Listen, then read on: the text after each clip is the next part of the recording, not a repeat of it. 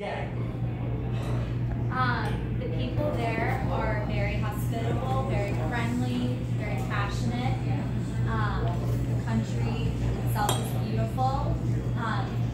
You know, it's a country that has a lot of oppression from the government. Those ties are obviously loosening now, and people have to make do with that, but it's a beautiful country. It's full of life. The music is amazing. People are very kind.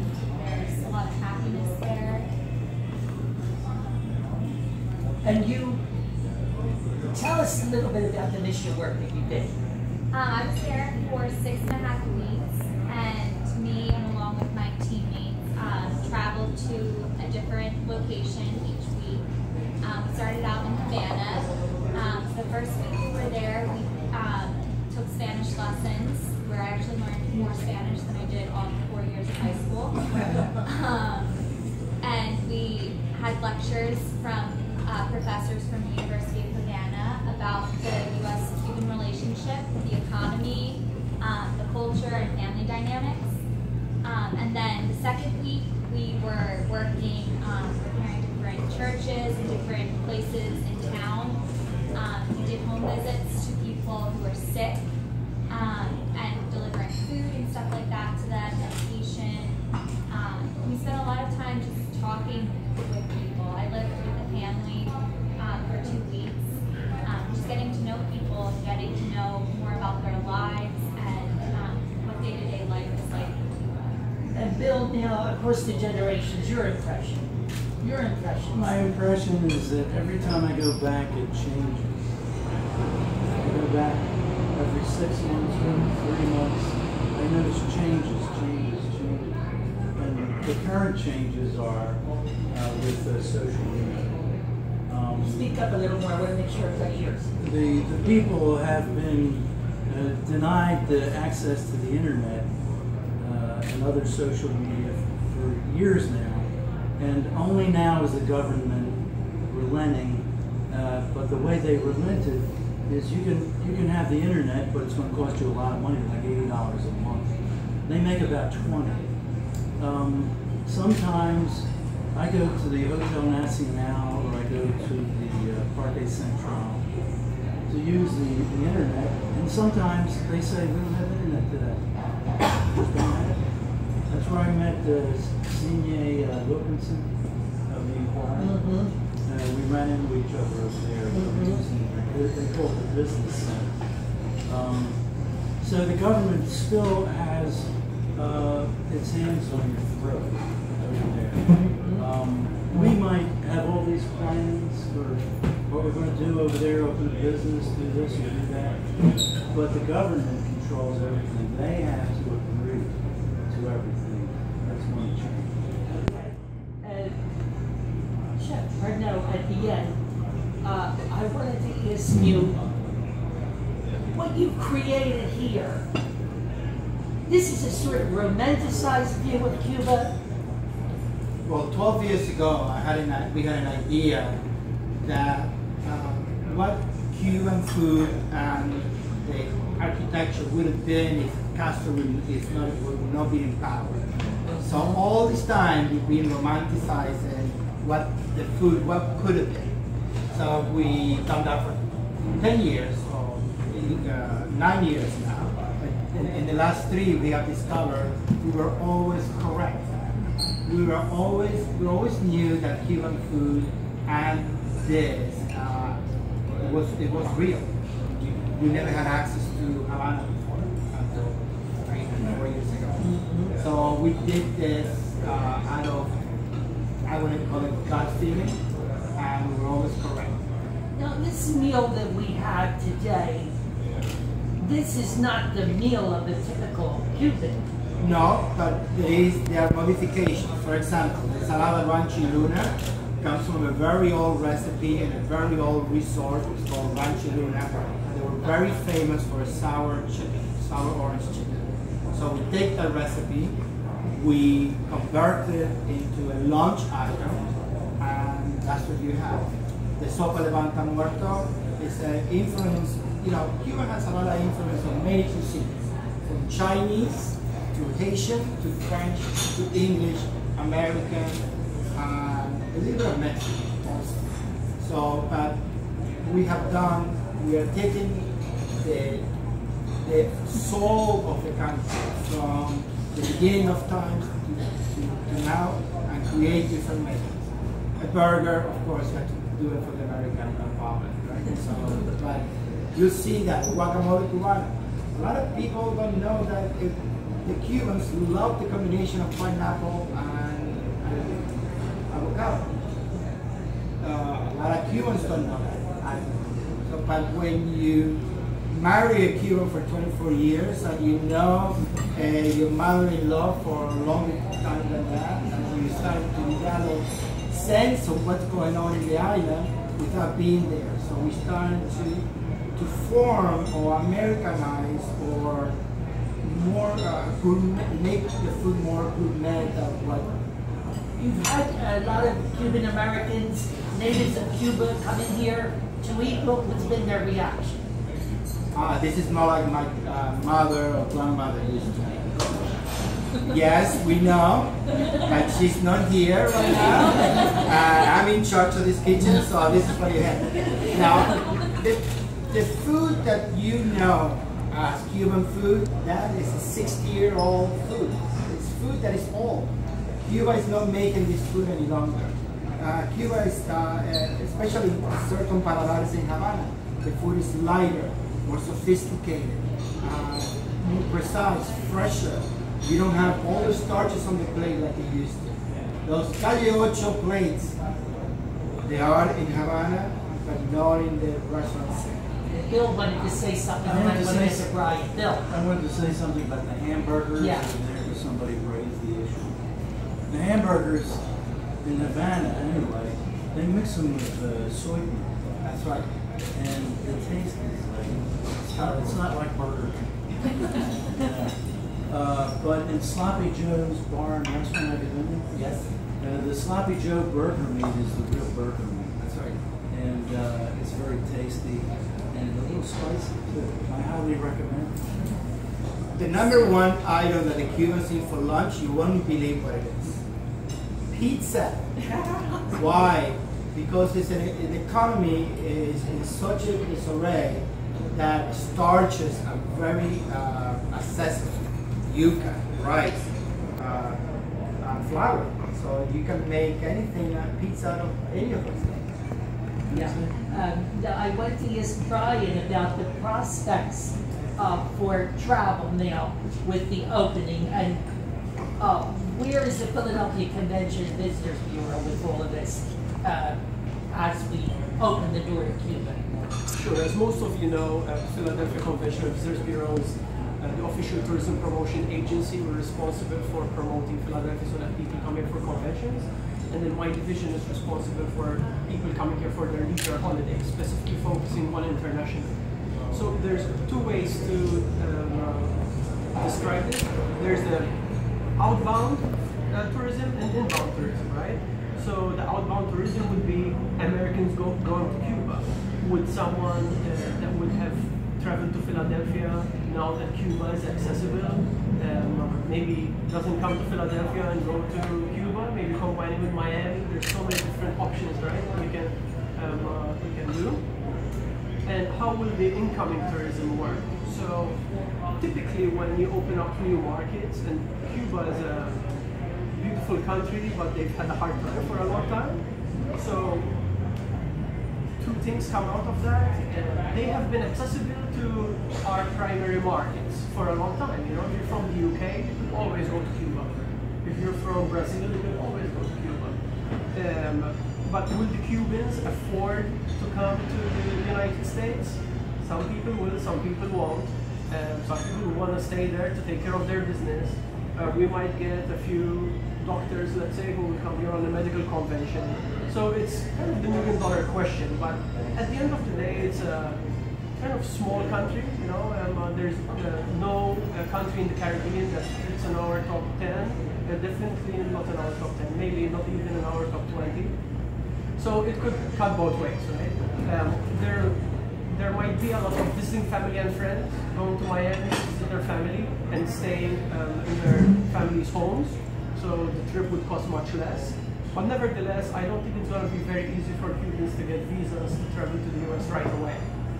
What would you, if you were advising Cuba, if there was a Cuban travel and tourism agency or something, Brian, and this is a watershed moment for Cuba, so to speak, with this whole market opening, how would you advise them? And let's put aside for a moment the conditions of the government. How would you advise them? I'm pretty sure they would want to stay at home and make as much money as they can while catering to the American tourists, right? This is their new 300 million plus people on their doorstep that now are going to be allowed to go to their country. So there's going to be a change in how cruise ship operates. There's already tour operator clients of mine that are opening offices in Miami, so that people that are coming in from Brazil, let's say to Miami, can combine a 2 or 3 day visit to Cuba. So they're going to take a little bit of market share from certain areas in the country, but also there isn't the big infrastructure currently to handle a big influx of tourists. So I think cruising would be probably the lowest hanging fruit for them. Lauren, I was looking online, you were in Cuba fairly recently, and there was a list of things, tips for traveling to Cuba. Now tell me if these are accurate, because this is what it said. Number 1, don't bring bling, okay? Number 2, don't take pictures of police or soldiers. Number 3, don't diss Fidel, the Castros, or the revolution, or communism. In fact, don't say anything about it. Number 4, don't blow your nose in public or spit in the streets. It's considered rude. Your reaction?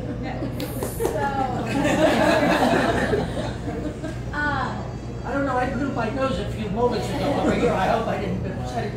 Go ahead. Okay, let's see. The first one, don't bring bling. I'm not too sure about that. It's the nature of my trip. I didn't pack it anyway, so that wasn't an issue. It is illegal to take pictures of the police or soldiers, so you just have to be careful about that. I brought a nice mom to take photos and I made sure before I took anything that there was no police cars, police officers in it. Don't diss Fidel. If you were told ahead of time, don't go around asking about it. And when we asked people how they felt about the new U.S. relationship and the government currently, very unbiased, a lot of people said, oh, it's fine. They didn't want to say anything bad about the Castros. And then once people got to know us and got to be more comfortable with us, they started opening up, saying, yes, our government's oppressive, we don't have a lot of rights or opportunities here, but we're happy. You have to learn how to be happy in the condition that you're in. As far as don't blow your nose in public or spit in the streets, I didn't really see anything like that. I don't do that anyway. And then don't drink the water. Yeah, I was going to ask Bill. One of them was don't drink the water. Bill. Yeah, I buy bottled water. Bottled water. And When we Now, when were, I get my mojitos, the ice is the regular water, and I'm doing good for about a day, and then whoop, I'm in trouble. Because I'm chewing the ice. yeah, we had, everywhere that we stayed had to have a living water system. It's a system, a water filtration system that a nonprofit has put in different communities in Cuba. So when we were living when I was living with my family, I had to fill up my water bottle at the system for the night before I went back. And I had to brush my teeth with that, wash my face with that. And I had one guy on my team, he had a mojito or a daiquiri or something that was made with the ice that wasn't safe, and he got really sick for 2 days. So definitely don't drink the water. Bill, what about don't bring American Express or any card issued by U.S. Bank, bring cash. That's right, cash only. Cash only. Cash. And what about bring gifts for hotel stay? They appreciate things like shampoo, diapers, fishing tackle, underwear, eyeglasses, school supplies, and toys. Well, that's really nice. Did you ever, I only stayed anybody in a ever tell you hotel. to do that? Like, I only stayed in a hotel once, my first trip. Subsequently, I rent apartments all over the place, so I get to know different sections of the city. But I do bring eyeglasses for the elderly, toys for kids, candy, shoes. They need shoes. They walk everywhere. Guillermo, what do you say to people? What would you say to them who say, why are we opening up these doors and doing business with a corrupt dictatorship, a brutal, corrupt dictatorship that has imprisoned thousands of people just for speaking out, just for trying to be free? What do you say to that? Well, there's a little more history just to than that. I've been with a family for the last 30 years who were the godfather or the great-grandfather was the president of Cuba. The alma mater of the Universidad of Havana is her grandmother. And they were ambassadors, they were politicians, their parks named after them. And they are not bitter. These people lost everything, and they are not bitter. So, for the last 60 years, our policies have not worked. So we have to try something different. And the Cuban people are not to be blamed for this.